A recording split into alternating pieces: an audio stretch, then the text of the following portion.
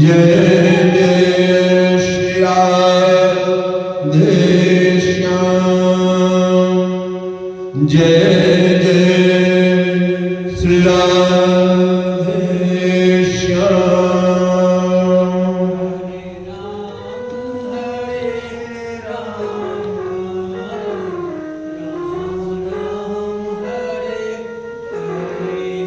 हरे राम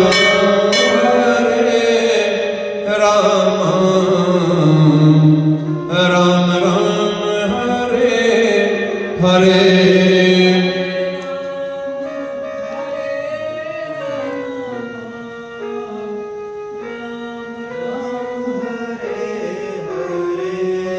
हरे कृष्ण राधा कृष्ण हरे हरे।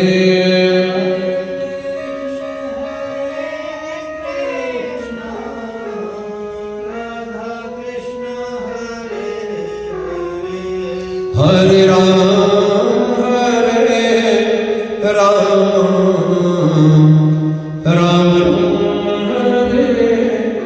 हरे। हरे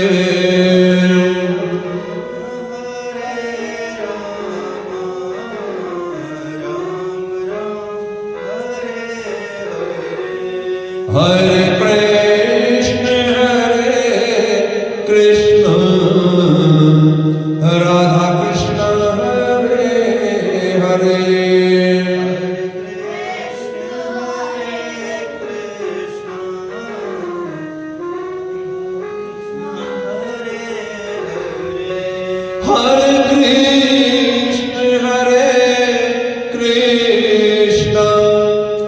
राधा कृष्ण हरे हरे। हरे कृष्ण राधा कृष्ण हरे हरे। हरे राम हरे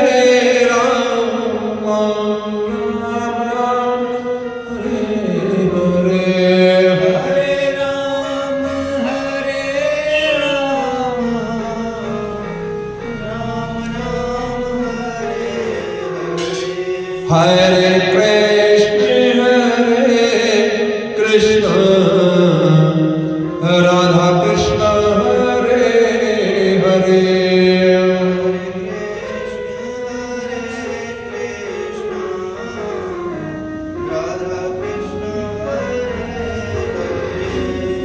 हरे राम हरे हरे।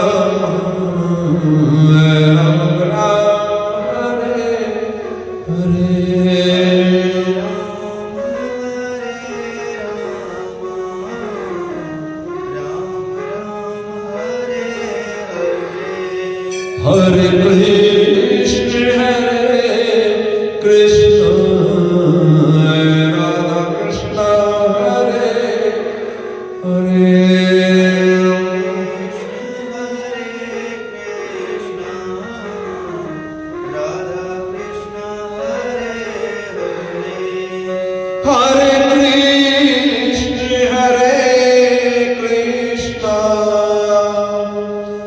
राधा कृष्ण हरे हरे। हरे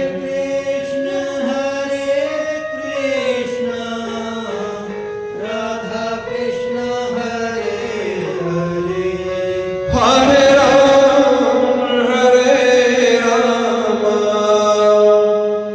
राम हरे हरे।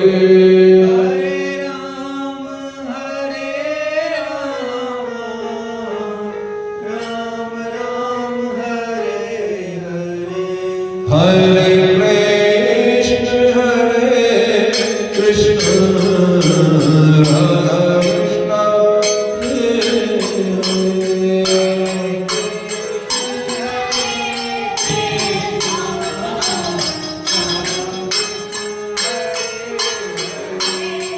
हरे Ram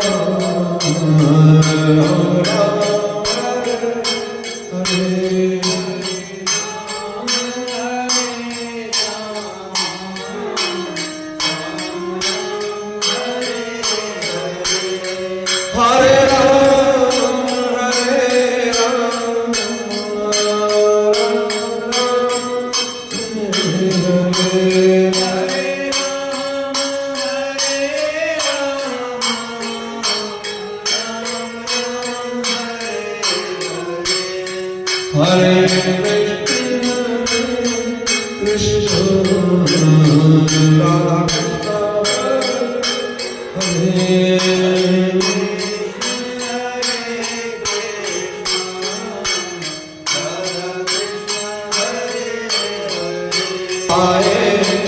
Hare Om Namah Shivaya.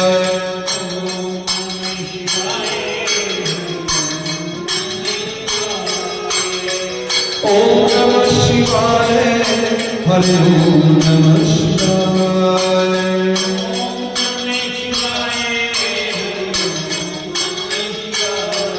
Bhole Shankar ji aaye, Hare Om Namah Shivaya.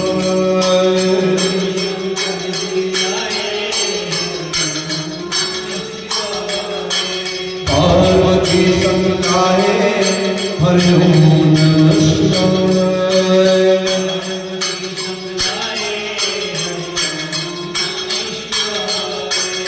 Om Namah Shivaya, Hare Om Namah Shivaya.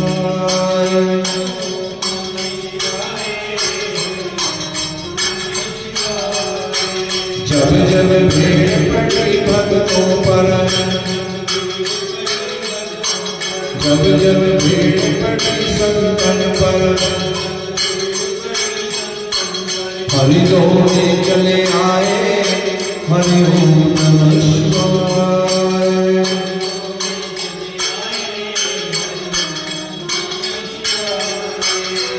ओम नमः शिवाय, हरि ओम नमः शिवाय।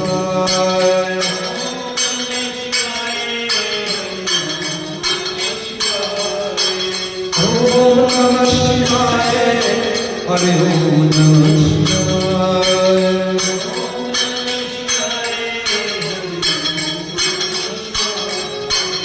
Om Namah Shivaya, Hare Om Namah Shivaya. Bhagwan ki jai.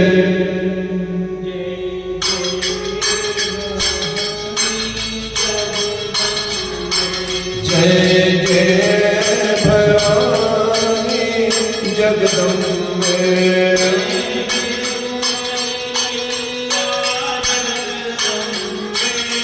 जय श्री राम मैया जगदम्बे।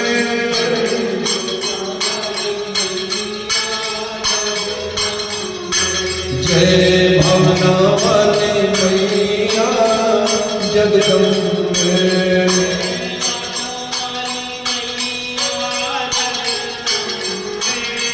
जय माता मैया जगदम्बे।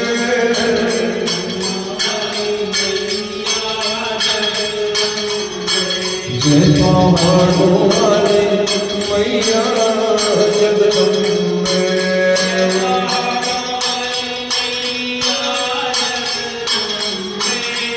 जय जय भवानी जगदम्बे।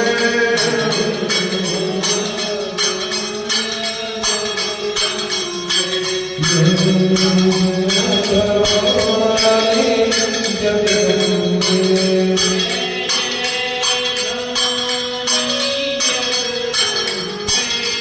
जय जय Bhavani Jagdambe.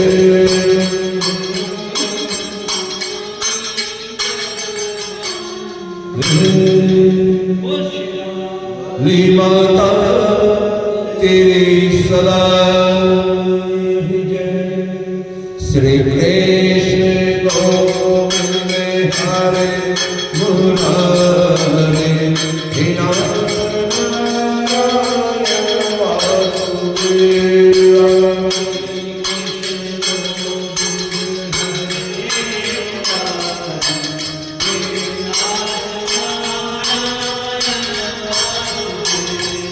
Shri Radha Krishna Govind Hare Murari Vinod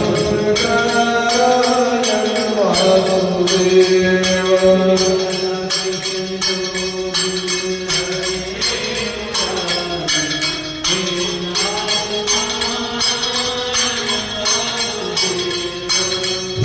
नाथ नारायण वासुदेव, हे नाथ नारायण वासुदेव,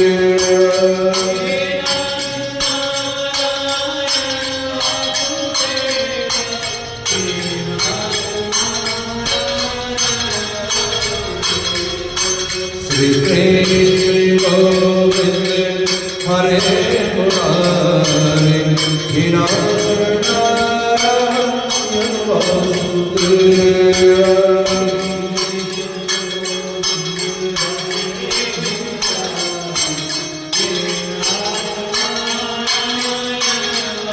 बोलो बिहारी जय गजानन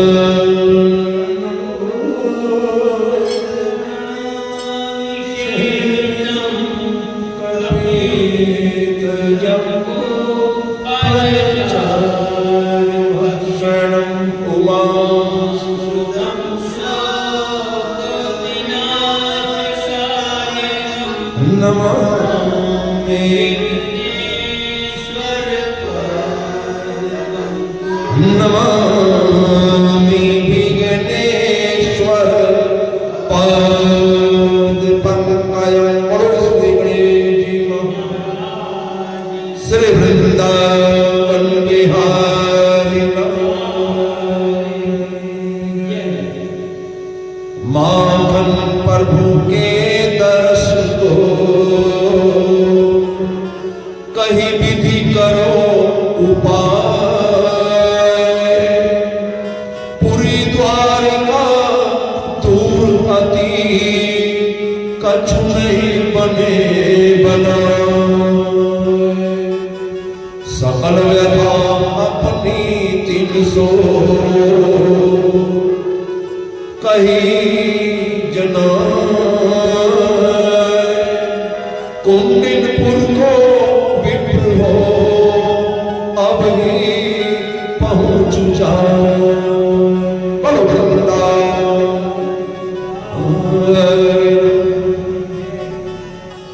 रुक्मणी सोच विचार में व्याकुल है और रुक्मणी के मन में एक ही उपाय आया कि अगर कन्हैया के पास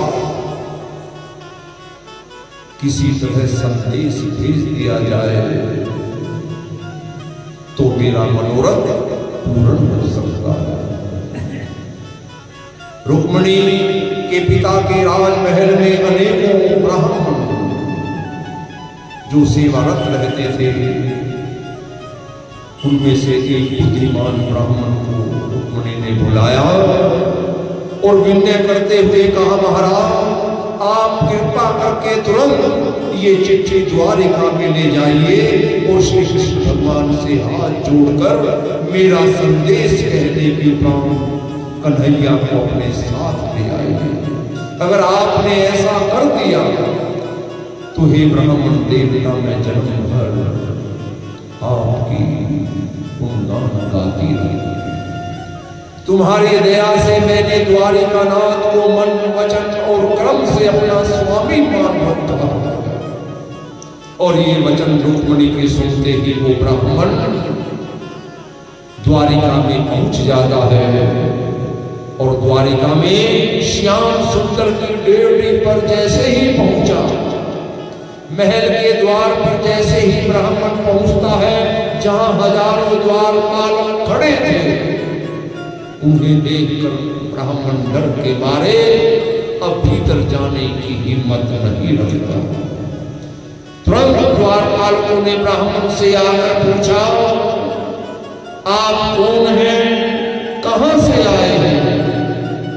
उस ब्राह्मण ने अपना सारा हाल चाल बतलाया और उस ब्राह्मण का हाल सुनकर एक द्वारपाल बोला, हे ब्राह्मण देवता, हे महाराज, तुम किस वास्ते यहाँ द्वार पर खड़े हो? हमारे स्वामी के यहाँ किसी ब्राह्मण को जाने के लिए कभी भी कोई मनाही नहीं। आप बेधड़क होकर राजभवन में जाइए और सामने सिंहासन पर श्याम सुंदर विराजमान हैं और वो निसंदेह तुम्हारा बड़ा आदर सत्कार करेंगे। द्वारपालों के ये वचन सुनते ही वो ब्राह्मण कृष्णचंद्र आनंद कंठ के दर्शन करने के लिए जैसे ही भीतर गया, सामने भगवान श्री कृष्णचंद्र जड़ाऊ सिंहासन पर पीतांबर पहने बैठे थे।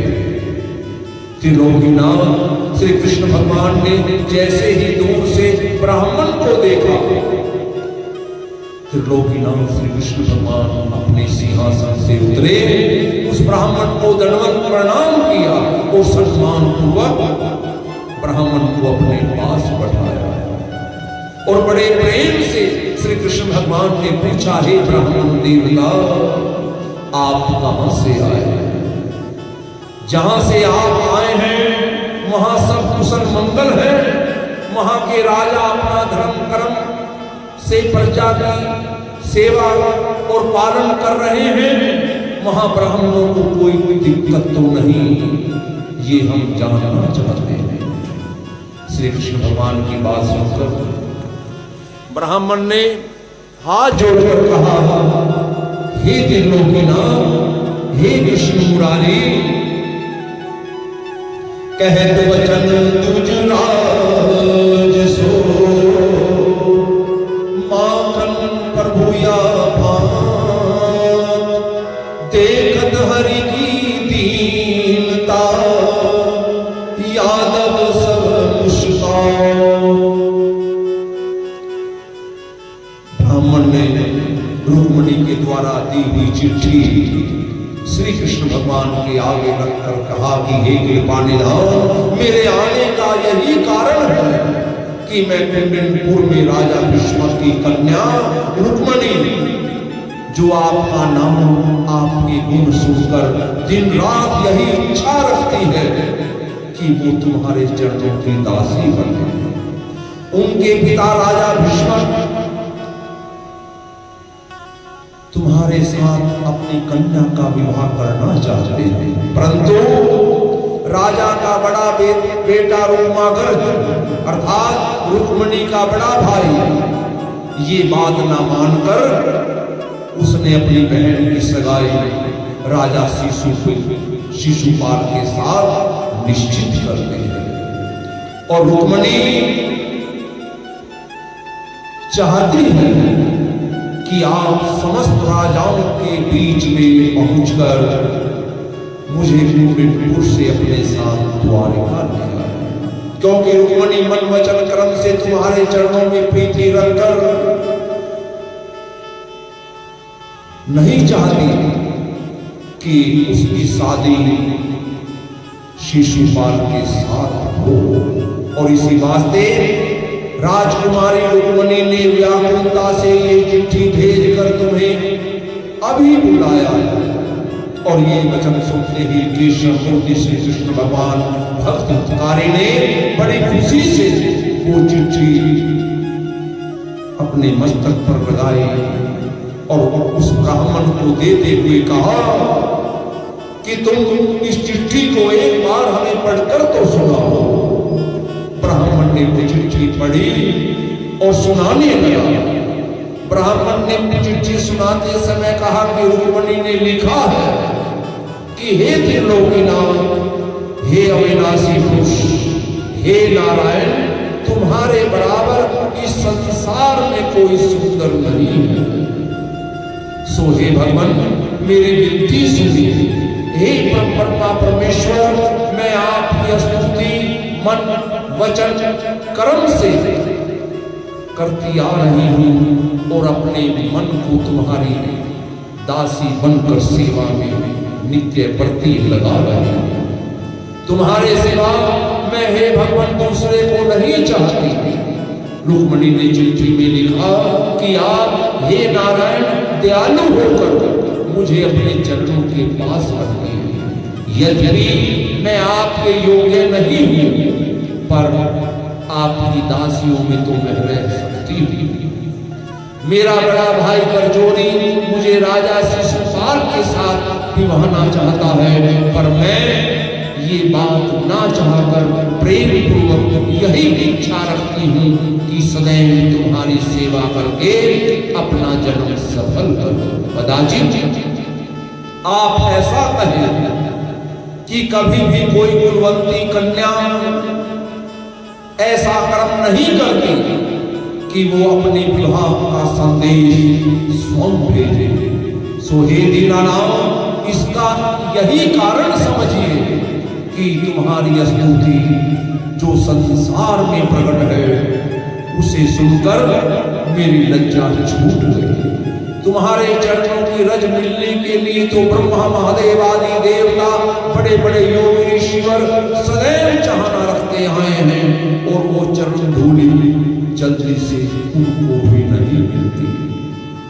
हे भगवान, मैं उन चरणों की सेवा दिन रात करना चाहती हूँ, और शिशुपाल की जब बारात कुंडिनपुर में आने वाली हो उसी समय तुम वहां पहुंचे और वहां क्या देखे कि उस नगर में घर घर में मंगलाचार हो रहा है, गली चौराहे सब सजाए हुए हैं। और हे भगवान, आप जल्दी आकर इस दासी की मनोकामना पूर्ण करें। कुंडिनपुर की छवि महा वर्णन सके ना कोई, जातो शोभा देखी के सुख पावत ऋषियों।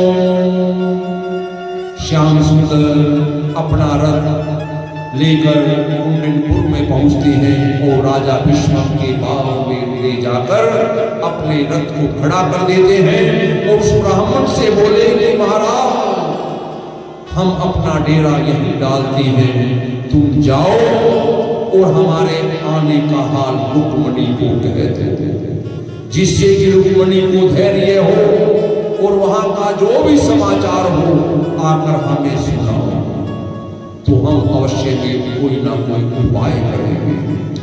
ये वचन सुनकर ब्राह्मण राजभवन में गया, और उस समय राजा भीष्म बारात निकट आने का हाल सुनकर अपनी सेना को साथ लिए हुए बरातियों की अगवानी के लिए जनवासे में पहुंच जाता है।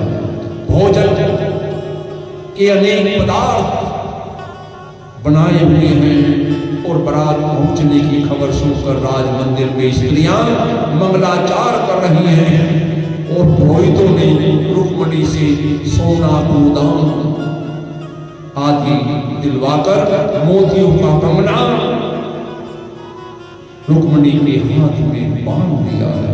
श्री सुखदेव जी महाराज कह रहे हैं, परीक्षित, कृष्णचंद्र आनंद कंद कुंडिनपुर में पहुंच चुके थे, पर रुक्मणी को उनके आने का हाल अभी तक मालूम नहीं था, और इसलिए वो यह सब चरित्र देखकर रुक्मणी अपने मन में चिंता कर रही थी, और मन ही मन कह रही थी कि श्याम सुंदर चिट्ठी भेजने से भी मुझे लज समझकर अभी तक क्यों नहीं आए, और उस ब्राह्मण ने भी अब तक आकर कोई संदेश मुझे नहीं सुनाया कि मेरे प्राणनाथ आ रहे हैं या नहीं।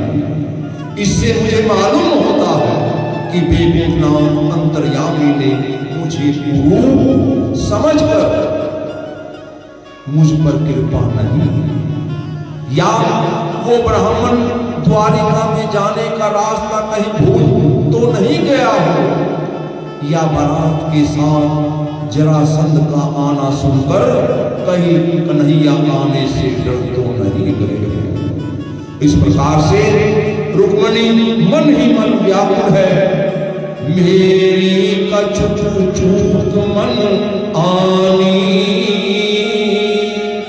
याते नहीं आए सुखदानी। रुक्मणी विचार कर रही प्रभु नहीं आए नंद लाला, आए मोही वरिये शिशुपाला। हे महाप्रभु, हे नारायण, हे कन्हैया, जब शिशुपाल कल मुझे विवाह कर अपने साथ हाथ पकड़ कर ले जाएगा, तब मैं अबला अनाथ क्या करूंगी।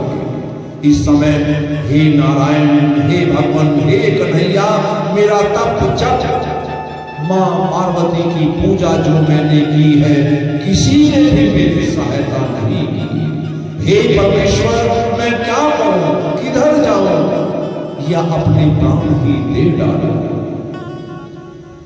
रुक्मिणी व्याकुल है और कह रही है, हे नारायण, हे कन्हैया, तुम्हारे बिना अब मुझे किसी का भरोसा नहीं। रुक्मिणी अनेक बातें मन में विचार करके जब भी किसी पांव का खटका सुनती है तो उस ब्राह्मण के आने की जानकर चारों ओर देखने लगती है। जैसे चंद्रमा का प्रकाश प्रातः काल के समय मलिन हो जाता है, उसी तरह रुक्मिणी का चंद्रमुख उसी सोच और चिंता में उदास हो गया। जिस तरह पारा एक जगह नहीं ठहरता, उसी तरह रुक्मिणी घबराकर कभी कोठे पर, कभी द्वार पर, कभी खिड़कियों में जाकर उस ब्राह्मण के आने की राह निहार रही है और लज्जावश अपने मन का भेद किसी को भी वो नहीं सुना सकती। माखन प्रभु के ध्यान में प्राणन की सुधि नारी, तब ही फड़के नयन भुज मुदित भई मन मां। इति श्री भागवत सकल कथा विराम। बोलो श्री विष्णु भगवान की जय। संता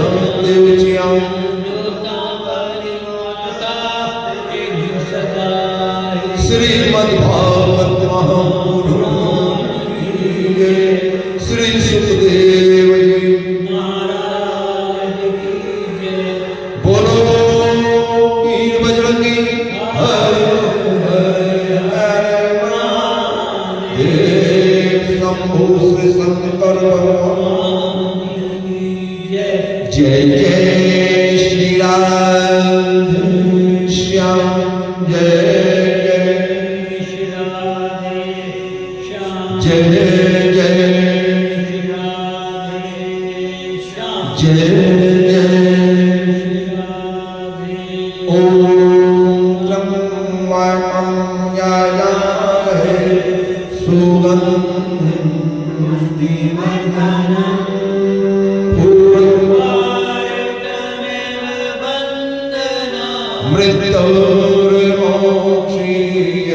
मृत्युर्मोक्षीयमामृता